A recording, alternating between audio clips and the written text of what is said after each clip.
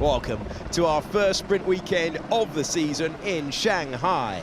And it is an extremely challenging track for the drivers. Ocon is on an outlap. He's going to be last over the line. Albon improves to P8. So Lawson down to 13th, and he's backed off this lap. He may just about have time for another one, but it's going to be tight.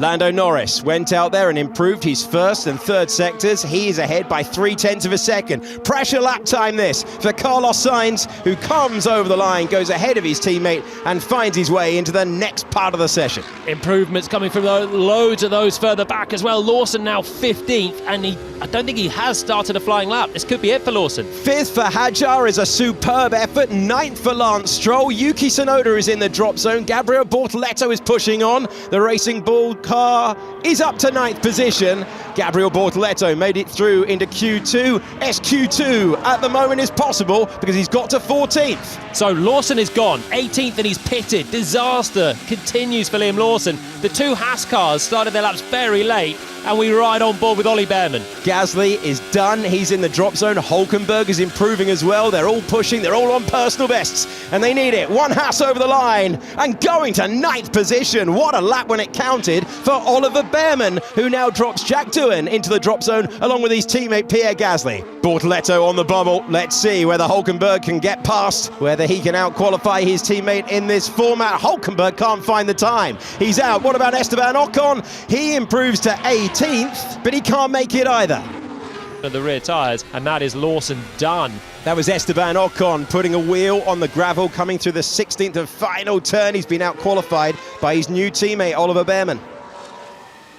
And it's Doohan, Gasly, Ocon, Hulkenberg, and Liam Lawson is 20th in the Red Bull.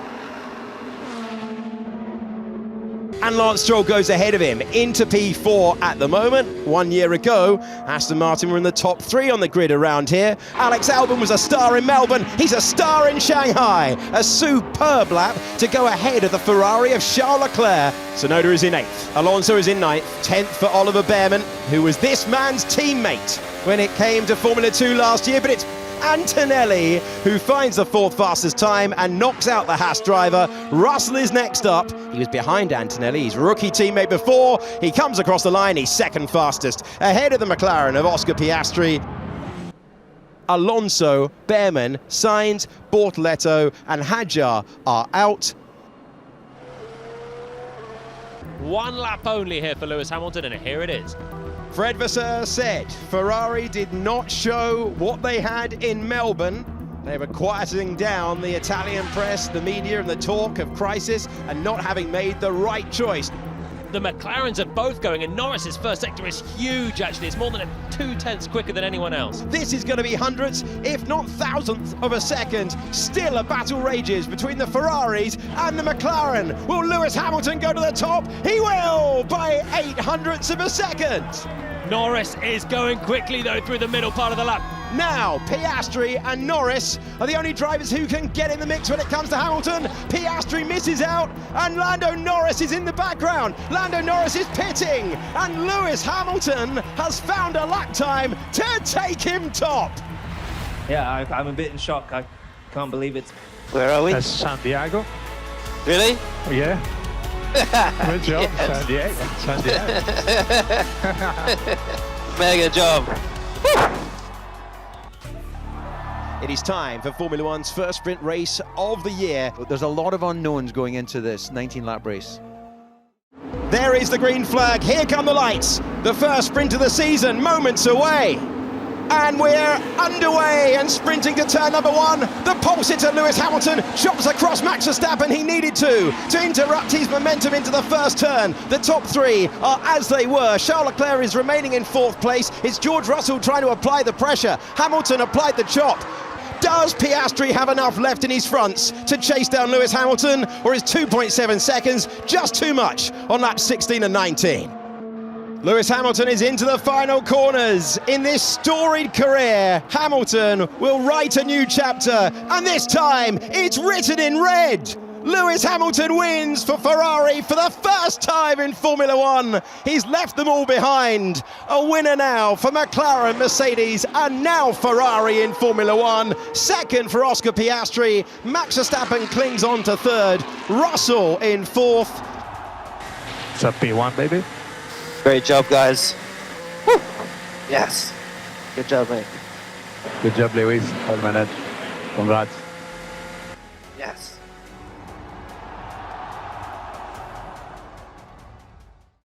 We go again after the excitement of the sprint. Formula One continues the Chinese Grand Prix weekend, now with Grand Prix qualifying.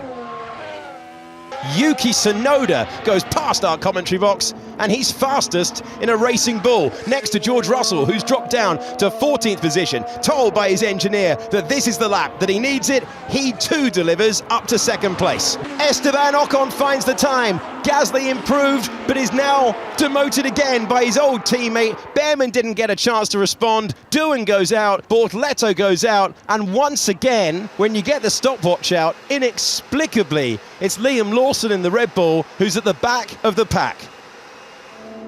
Antonelli felt the need to go again after a mistake through turn number one, had to bail out of it. Can he get near his teammate? Can he get anywhere close? No, he's at risk. Alex Albon is currently in 10th, but Antonelli is vulnerable in 9th position.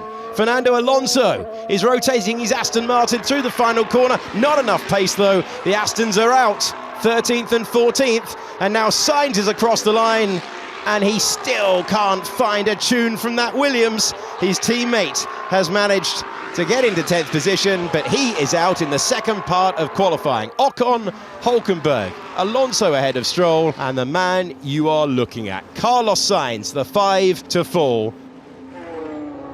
Verstappen rotating through the final two corners of the racetrack. He will want pole number 41 today, and this is his first effort in Q3 across the line, and he lines up with a 30.9. That's the benchmark for everyone to beat.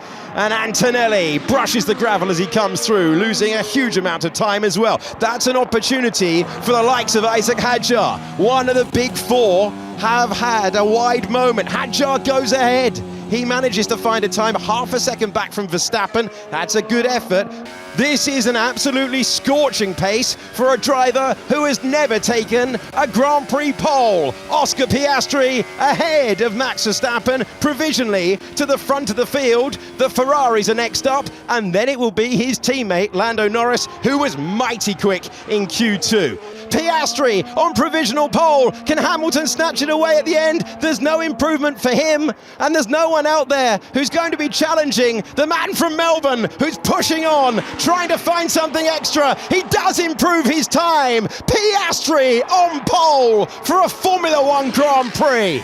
Can George Russell change that narrative at the end and get ahead of his old teammate? That will surely be his aim. He comes across the line and he gets to the front row. What a magic effort from George Russell. In the end, he only missed out on 0.08 of a second. He split the two McLarens. He's got to the front row. So that is P1. P1, well done, mate. Pole position. Great job. Very nicely done. Thank you. I just had a little scream in my helmet, so I'll not burst your eardrums, but thanks everyone. It will be a long, hard stare at the 5 red lights when they go out. Second Grand Prix of the year will begin. The Chinese Grand Prix is underway with a good reaction time for George Russell, who's claimed that inside line. He's got an opportunity to dive to the inside, but Piastri was brave, and he chops across George Russell, who's vulnerable and loses out to second position. Brakes on fire for Alonso. Alonso slowing, having had a brake fire reported by one of his competitors, and the man in the middle of the pack, who started this race in 13th, is surely trundling back to the pits to become our first retirement to the Grand Prix. Oscar Piastri is about to hit his marks, crucial pit stop in the context of the Grand Prix.